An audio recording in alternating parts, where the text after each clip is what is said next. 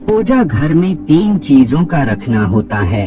अशुभ धन का हो जाता है नाश, माता लक्ष्मी ऐसे घर का कर देती हैं त्याग। इसी के साथ हम इस वीडियो में जानेंगे उन 3 विशेष चीजों के बारे में जिनका पूजा घर में होना है बेहद आवश्यक। अगर आप घर में सुख समृद्धि और धन की कामना करते हैं तो ये 3 चीजें पूजा घर में होनी है जरूरी। स्वयं भगवान श्री कृष्ण ने बताया है इनके बारे में, तो पूरी जानकारी के लिए इस वीडियो को अंत तक जरूर देखिएगा।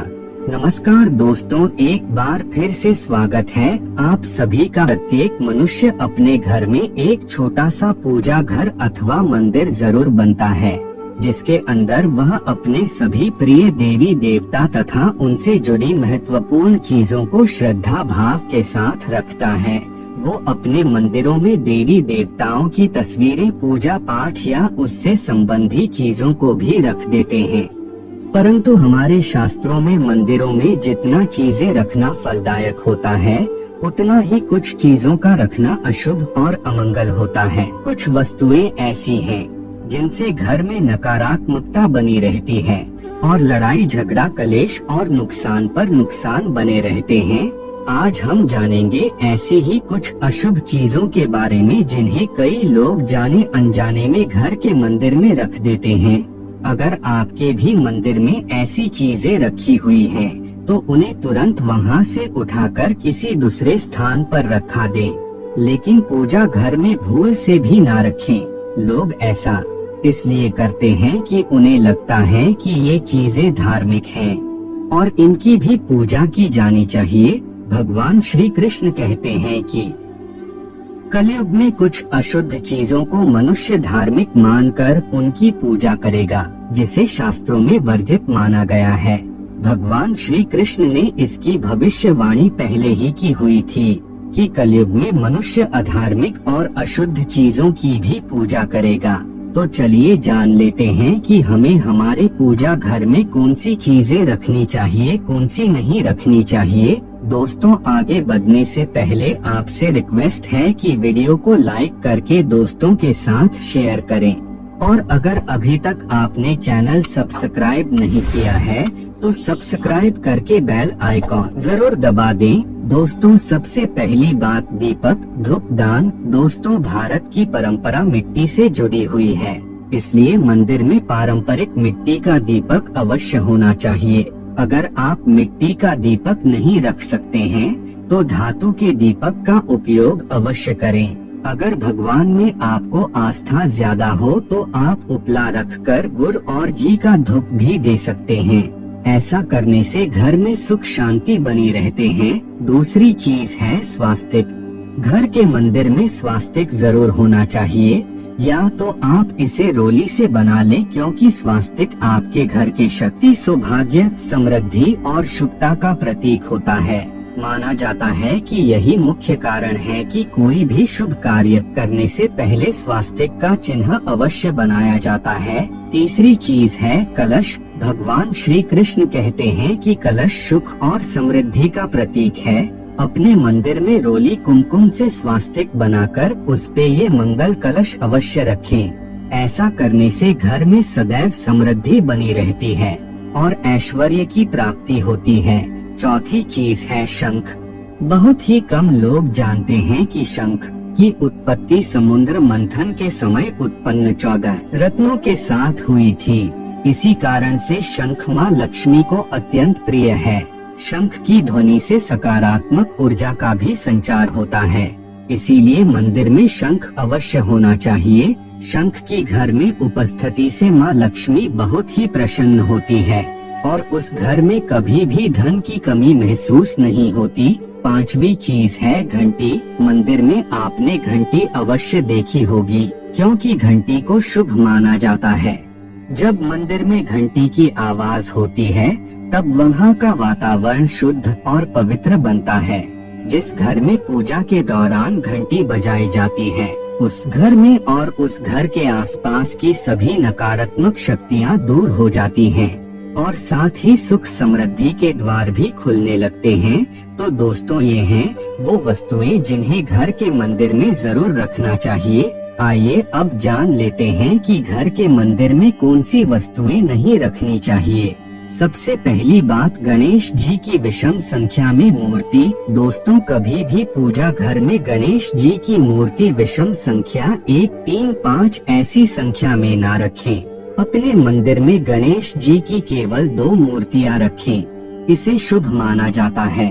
अगर आप अपने मंगल की कामना करते हैं तो गणेश जी की मूर्ति अपने मुख्य द्वार पर अंदर मुख करके लगा लें। कई लोग ये गलती करते हैं कि मुख्य द्वार पर गणेश जी की मूर्ति बाहर की तरफ मुख करके लगते हैं, जिससे उन्हें काफी नुकसान का सामना करना पड़ता है। अगर आप चाहें तो मुख्य द्वार के दोनों ओर लगा दें या फिर मुख्य द्वार के अंदर की ओर लगाइए, लेकिन केवल बाहर की ओर कभी भी नहीं लगाना चाहिए। दूसरी चीज, टूटे हुए चावल। अपने मंदिर में कभी भी टूटे हुए चावल न रखें। इसके साथ ही पुराने चढ़ाए हुए चावल अधिक समय तक न रखें। ये नकारात्मक ऊर्जा फैलाते हैं। इसके साथ ही ध्यान रखें कि आप मंदिर में इस्तेमाल होने वाले चावल को हल्दी में भिगो कर रखें। इससे अधिक शुभ परिणाम मिलेंगे। तीसरी चीज है पूर्वजों की तस्वीर। अगर आपके घर में आपने पूर्वजों की तस्वीर रखी हुई है तो उसे तुरंत वहां से हटा दें, क्योंकि वास्तु शास्त्रों में पूजा घर में मृत परिजनों की तस्वीरें रखना अशुभ माना जाता है। इससे अशुभ परिणाम प्राप्त होते हैं। मृतक परिजन पूजनीय और सम्मानीय हैं, किंतु उनका स्थान देवताओं के बराबर नहीं है। मृत परिजनों की तस्वीर पूजा घर में रखने से पूजा घर का वातावरण भी नकारात्मक बन जाता है, जिसका अशुभ परिणाम हमें भुगतना पड़ता है। कई लोग साधु संतों की मूर्तियां अथवा साधु संतों की तस्वीरें भी पूजा घर में रख देते हैं, लेकिन ऐसा करना अशुभ माना जाता है। अगर आप किसी साधु संत को मानते हैं तो उनकी तस्वीर दीवार पर लगा सकते हैं, लेकिन पूजा घर में भूल से भी ना रखें। भैरव जी और शनि देव की मूर्ति। दोस्तों, पूजा घर में भैरव जी और शनि देव की मूर्ति अथवा काली माता की मूर्तियां भी नहीं रखनी चाहिए। इसी के साथ भी माता लक्ष्मी की खड़ी हुई मूर्ति की पूजा भी नहीं करनी चाहिए। माता लक्ष्मी सदैव ही बैठी हुई मुद्रा में ही होनी चाहिए। तो इस प्रकार से हमें पूजा घर में इन मूर्तियों को नहीं रखना चाहिए। आइए अब जानते हैं उन विशेष वस्तुओं के बारे में जिनको पूजा घर में जरूर होना चाहिए। इन वस्तुओं के पूजा घर में होने से होती है धन की वर्षा, माँ लक्ष्मी करती हैं। ऐसे घर में स्थायी रूप से वास। दोस्तों, पहली चीज है गंगा जल। हमारे शास्त्रों में गंगा जल को अति पवित्र माना गया है, इसीलिए पूजा घर में गंगा जल का होना अत्यंत आवश्यक है। गंगा नदी सभी पापों को नष्ट करने वाली तथा सभी व्याधियों का नाश करने वाली है। इसलिए आपके पूजा घर में एक तांबे के बर्तन में आप गंगा जल भर के रखते हैं तो इससे आपकी पूजा घर की शुद्धता बनी रहेगी और आपको आपकी पूजा का संपूर्ण फल प्राप्त होगा। दोस्तों, दूसरी चीज है कलश। शास्त्रों में कलश को पूर्णता का प्रतीक माना गया है। चाहे वो सत्यनारायण की पूजा हो, दीपावली हो, नवरात्रि का पर्व हो या फिर किसी भी प्रकार का उत्सव हो या मांगलिक कार्य हो, कलश की स्थापना किए बिना सब कुछ अधूरा माना गया है। पूजा में कलश का उपयोग देवताओं का आह्वान करने के लिए किया जाता है। ईश्वर के सामने तांबे के कलश में पानी भर के रखना इतना शुभ होता है कि अगर हम अपनी रोज की पूजा करते समय भगवान के सामने तांबे के कलश में पानी भर के रखें तो उसका चमत्कारी प्रभाव हमें अवश्य देखने को मिलता है। इसलिए मुख्य रूप से तांबे के कलश का उपयोग करें। पूजा में अगर किसी सामग्री की कमी रह जाए तो परेशान ना हो या पूजा बीच में ना छोड़ें। ऐसे में भगवान को चावल और फूल चढ़ाकर मन में उस चीज का ध्यान करें। साथ ही प्लास्टिक की बोतल या किसी अपवित्र धातु के बर्तन में गंगा जल कभी भी नहीं रखना चाहिए। अपवित्र धातु जैसे एल्यूमिनियम और लोहे से बने बर्तन गंगा जल तांबे के बर्तन में भर के रखना शुभ रहता है।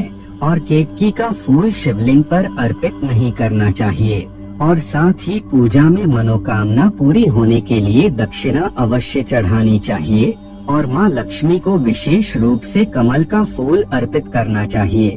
और अगर ये आप शुक्रवार के दिन करते हैं तो इसका कई गुना लाभ मिलता है। इस फूल को 5 दिनों तक जल छिड़क कर अवश्य चढ़ा सकते हैं। हमेशा इस बात का ख्याल रखें कि कभी भी दीपक से दीपक नहीं जलना चाहिए। दोस्तों, शास्त्रों के अनुसार जो व्यक्ति दीपक से दीपक जलाते हैं वो रोगी होते हैं। घर के मंदिर में सुबह और शाम को दीपक अवश्य लगाएं। एक दीपक घी का और एक दीपक तेल का अवश्य जलना चाहिए। पूजा में दीपक सही जगह रखना चाहिए। घी का दीपक हमेशा दाईं तरफ और तेल का दीपक हमेशा बाईं तरफ रखें। जल पात्र, धूप दान, घंटा जैसी चीजें हमेशा बाईं तरफ रखनी चाहिए। तो दोस्तों, आपको ये वीडियो कैसा लगा हमें कमेंट बॉक्स में जरूर बताएं। वीडियो को लाइक करें, अपने दोस्तों के साथ शेयर करें और अगर आपने अभी तक चैनल को सब्सक्राइब नहीं किया है तो सब्सक्राइब कर लें। जल्द मुलाकात होगी अगले वीडियो में। तब तक के लिए सभी भक्तों को हर हर महादेव, जय श्री कृष्ण। वीडियो को आखिरी तक देखने के लिए आप सभी लोगों का धन्यवाद। माता जी का आशीर्वाद आप सब लोगों को बना रहे। जय माता दी। धन्यवाद।